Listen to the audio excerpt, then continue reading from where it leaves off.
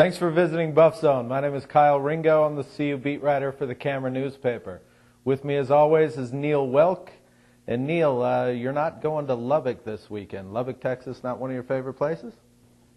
Kyle, Lubbock, Texas is the armpit of armpits. If an armpit had an armpit, it would be Lubbock, Texas. I'm sorry. It's West Texas. It's a bad, bad, bad, bad place. And if I can find any way to stay out of going to Lubbock, Texas, I'm going to, and I did this week. Neill, I actually volunteered to go to Lubbock, Texas for an extra day to cover the Big 12 cross-country meet this week. That's because you're a team guy, Kyle, and that's why everybody here loves you, respects you, and thinks you're just the greatest guy that ever lived because you are a team player. All right. That's awesome. What are you going to see when you're in Lubbock other than the Colorado Buffaloes will win their 18th straight Big 12 championship in cross-country? I'm going to see a Texas Tech Red Raider football team throw the ball about 60 times against the CU defense. And I think I'm going to see a CU win for the first time in Lubbock. That's just my gut feeling. The Buffs have been there 4 times in the past and never won. But CU handled Texas Tech fairly easily last year in Folsom Field. And I think this team, for whatever reason, this coaching staff kind of has Texas Tech's number a little bit.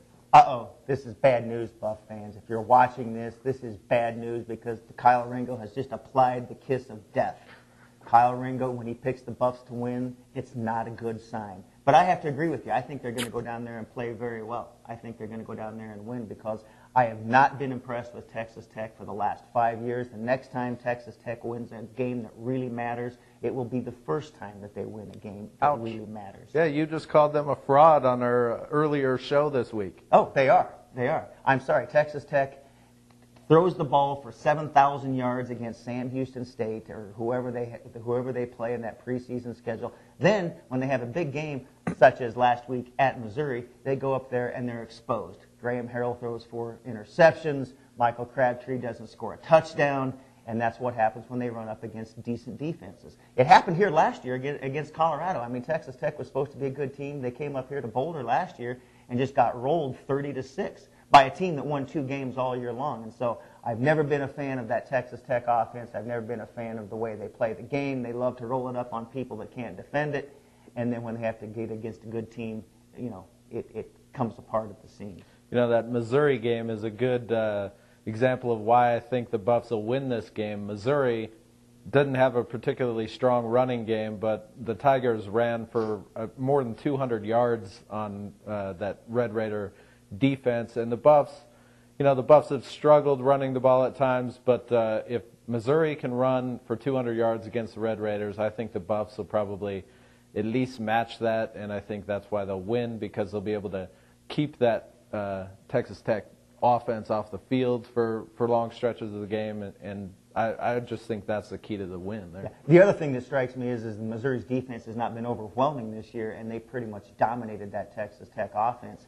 And I agree with you. I think Colorado has always had a good handle on that Texas Tech offense for whatever reason. I think one reason is Brian Cabral, who's been the constant, you know, through the years when Texas Tech has been there, when Leach has been down there, and the CU defense has always played well against that offense. And I think Cabral is one big reason. So I think Colorado bounces back this week.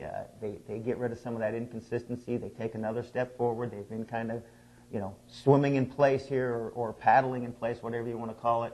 And I think this is a week that they can move forward and you know, and get back to improving and be a better football team. So you're following my lead then? You're picking the Buffs too? Oh God, yeah.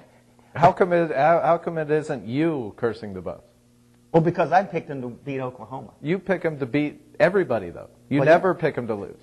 Well, but so, you're the kiss of death. I mean, ask any coach. I picked them to beat Miami of Ohio. How's that the kiss of death? All the coaches 42-0. All the coaches up there are scared to death when you pick them to win. Well, hey, man up, toughen up. Come on, it's not me. Be a little bit more consistent on the football field. Kyle Ringo, kiss of death. All right, so come back next week. We'll see how the Buffaloes do. We'll talk about the Kyle Ringo kiss of death. Maybe he can finally avoid that. Maybe he can finally be right for once. So is this a French kiss or just like a peck on the cheek? Wow.